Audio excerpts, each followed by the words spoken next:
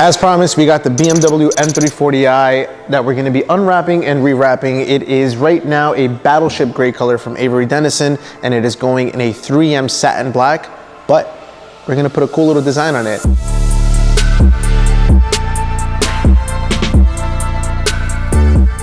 Come over here and see what Danny's doing on this side. He's actually removing the wrap little by little using a heat gun. If you remove the wrap while the car is cold and you don't use any heat, there's a big chance that you're gonna ruin the paint. Bumpers are made out of plastic. It's one of the things where you always have to be careful and take your time so that you don't damage any of the paint underneath. One of the things you want to do when you're disassembling these cars is remove the roof rails. Be careful with these little clips. If they do come off of the rail, it's okay, you can always put them back on, but the purpose of this is to make sure that the car is wrapped all the way inside. This is another rail and it comes off just as simple as this. If you're not new to disassembly, I recommend finding someone who's gonna help you disassemble, because if you damage one of these cars, it's expensive to fix if you break apart. But if you're willing to kind of take that risk and it's your own car, don't worry about it. There's a bunch of YouTube videos, and hopefully this is gonna just show you at least how to remove these things and start wrapping your quarter panels a little more nicer. So to take off spoilers, you're gonna want to use some fishing wire. I feel that plastic ones are always gonna be the easiest ones to work with, and all you do is just remove any carbon add-on like the spoiler right over here, and be careful not to damage the paint. It's very easy to pull the string the wrong way and you can either damage the wing or you can damage the actual paint. Simple things like this emblem have two prongs in them that sometimes can break. You want to avoid breaking things, so use plastic rivets so that you don't damage the paint. Can you wrap a car without removing pieces? Handles are probably going to be the biggest obstacle when it comes to laying any sort of panel, only because you're not going to be able to get the material correctly inside. So yes, removing door handles are going to be things that most wrap installers will always want to do, because it makes the job easier. Wrap isn't impenetrable. It's a fun way to change the color of your car, but depending on the film that you're using, Avery and 3M are some thick materials that provide a layer of protection on this paint. It had a couple of rock chips here and there just from normal driving, but we took off the wrap on the fender and the paint looks beautiful. Cleaning and prepping is the most important part of a wrap. This car has already been disassembled. We talked about how it is that we disassemble things and the things that we need off so we can wrap incorrectly. The solution that we're using is just soap and water. You want to use a detail brush and you want to agitate anywhere where there's moldings or brackets or any little things that get in the way of dirt just accumulating under these little pieces. The cleaner the environment, the better the application it's going to be. One of the common mistakes that I see installers always do is that they don't cut their panels before they start laying. They start cutting individual pieces, and it's going to take a lot more time doing it like that. Just put the panel across, measure to see what the quarter panel is all the way to the front door, cut out a side skirt from that, and then cut out the body panels of the car. Lay your panels, make sure you wet all around so that you don't get any dust when you're lifting up the material and repositioning it. All you want to do is just kind of glass out the film by pulling it in opposite directions where the tension's distributed so it looks like glass. What you want is for the tension to all be vertical.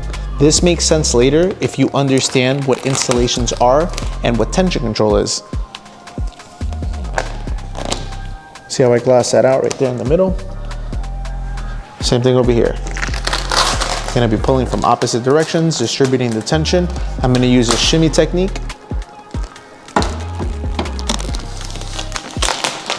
And glass out this middle section.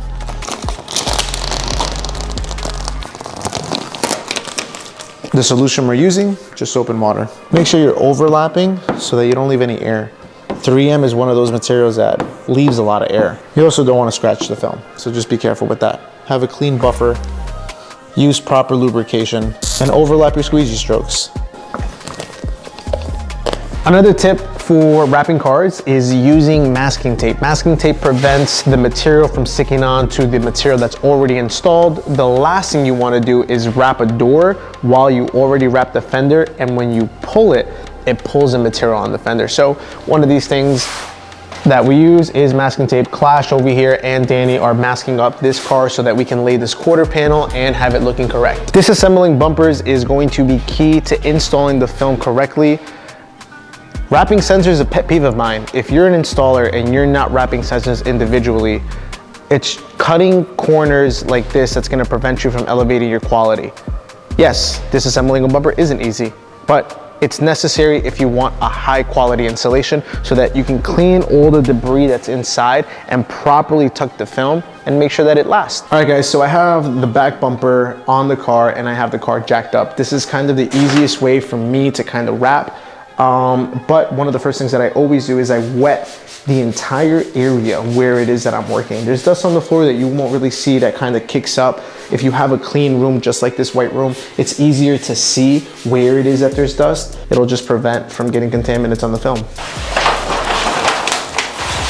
So we've laid the film and there's a lot of tension in a lot of areas. It's just not distributed correctly. We have our tacking point, which is right in the middle of the bumper, and it's gonna be a place where when I pull, I know that the position of where the vinyl isn't going to move, so I can continue to kind of pull and stretch as I please. Tension distribution should be done when the material is cold. All you're really doing is just holding each side of the material. If you're a solo installer, use your body weight. It's always easier with somebody, but you can see how I'm flipping the tension around horizontally and kind of bringing it all the way through. I'm gonna tack it here, and the only place that I will use heat will probably be in this really contoured area where it contorts almost in a vertical angle. Other than that, it's just as simple as moving the material up and down so you can glass it.